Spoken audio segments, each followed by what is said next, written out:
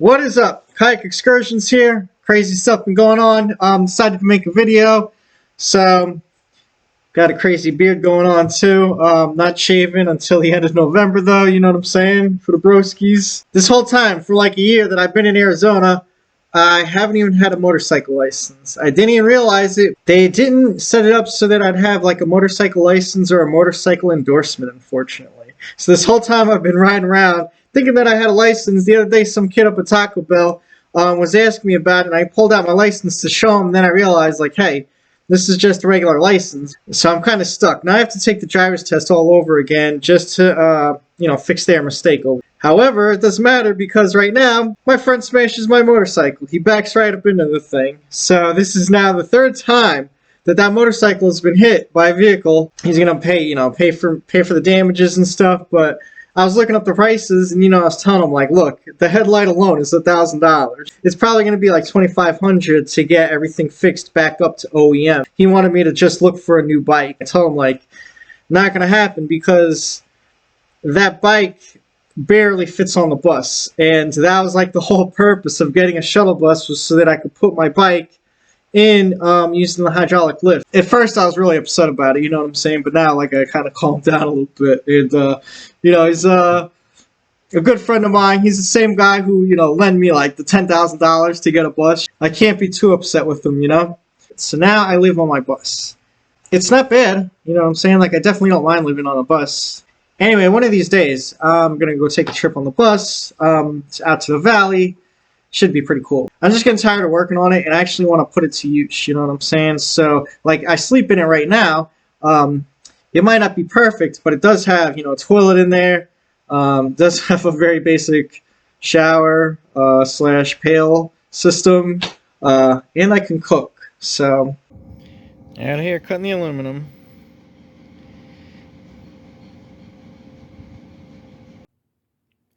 So I'm over here getting ready to make the bathroom door. So this little bag right here, this is like $500. No joke. These right here are $34 each, and I'm going to be using them for the fridge so that it can help the fridge slide along these bars. Alright, so a new milestone today on the bus. Got the water hooked up, as well as the propane. Now, look at that. Anyway, getting ready to cook. First meal in here. So I got some beef ravioli, some Prego sauce, just random tools laying around. I think this one's the front, yeah. So just turn that there. And then you have to push this down and then hit the button.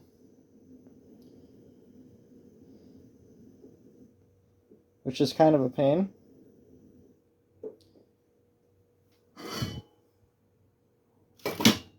But it's better than needing, 120 voltage, so.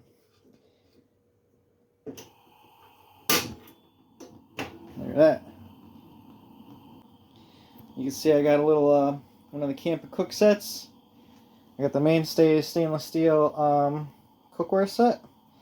I like that thing. Got the same thing for my boat. This set, I like it because it's light, and the bowl, or the plate, can be used for a bowl, it seems like.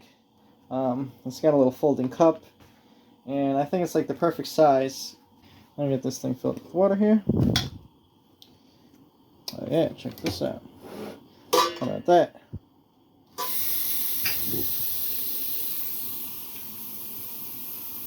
Okay, so.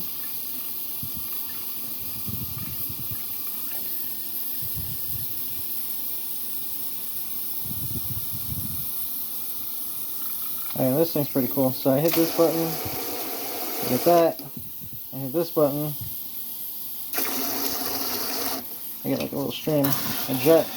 Holy shit, that's hot as hell. Alright, so there it is. First meal on the bus. I like it. Pretty good. So right here I'm swapping out the windows. The bathroom window doesn't need to be able to open and close, so I'm swapping it with the solid window. So here's what I got done with the shower so far. I got the frame up, and I've got most of the inside wall done. I'm still missing just this section, that section, and then these sections up at the top here. So I got double doors up front. I got this little magnetic thing up here that holds them closed. I did start off with a bifold door, but then I changed it up because it just didn't give me the room that I wanted. So you can see with both of these doors open, like that gives you like full access to the bathroom. And it doesn't block anything really. So the first thing I did was move this light over, the light that comes with the bus, because it was going to be in the way of the wall that's going to be right there. So I shifted that thing, added another light that was operated by a switch. That way you can use it without having to turn the bus on. Cut a hole in the side of the van, or cut a hole in the side of the bus, added a vent right here, as well as the switch. Now, the first time I cut it too low, and there's a long piece of metal that runs through here. I wasn't using my magnet, so I couldn't detect it, and I had to shift the whole thing up. But by the time the wall's up there, it's going to look all good. I got this little cover right here. This thing shifts back and forth to control the flow of air. And that's going to be covering that up. So by the end of it, it should look pretty good. And obviously right there's the toilet. I will get something back here to like grab onto that latch to hold this thing down. Right there's the hole for the drain. I got the drain pipe down there. This stuff right here, this hooks up to the drain pipe. So that's going to be like that. And then that's going to be on top. And of course, this is going to be the white FRP panel.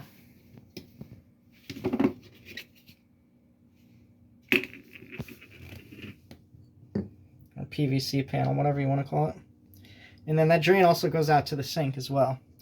And then it has a like a valve in it so that water can only flow one direction. And then right here is for the shower. That's going to go right there where these two holes are at. So that's going to be about right there.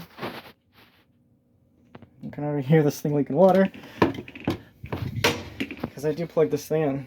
Now, this is going to go like somewhere like right around there, you know?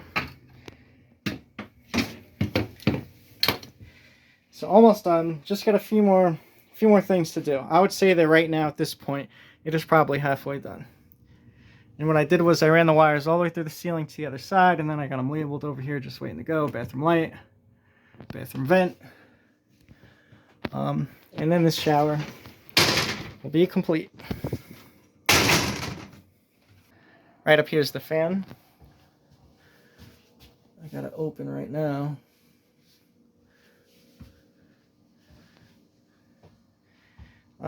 Really, that's about it. Alright, so here's the view from the back of the bus.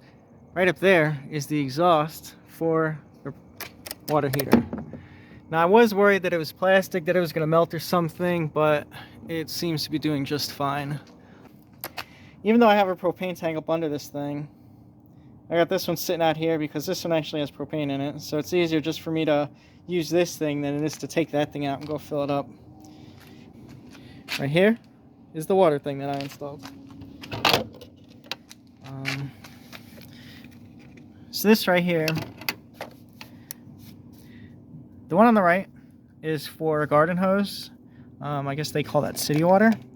And then the one on the left goes into the holding tank. I'll show you guys that in a second. I mean, I guess I should have showed you guys first, but whatever. Put that cover on. And then that thing just locks right there. So right up here is the bathroom vent. Came out looking good. I like it. Now, we're going underneath the bus here. Here's two tanks right here. I've got the gray water that's right in front of us, and then the fresh water right over here. And you can actually see this fresh water is like halfway filled right now.